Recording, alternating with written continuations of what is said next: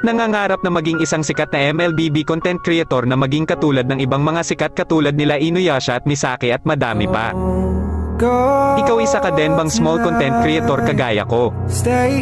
Ako kasi noon nung wala pang nagsusuporta sa akin ay nag-upload pero nagsimula talaga ako mag-upload sa TikTok. Alam nyo ba kahit 5 views lang ang video ko ay natutuwa pa rin ako kasi may nanonood sa akin. At kahit pa man ganun ay hindi pa rin ako tumigil sa pag-upload kahit na pangit ang video na ina-upload ko. Lagi kong iniisip na kung may pag-asa ba ako na maging katulad ng mga sikat na content creator.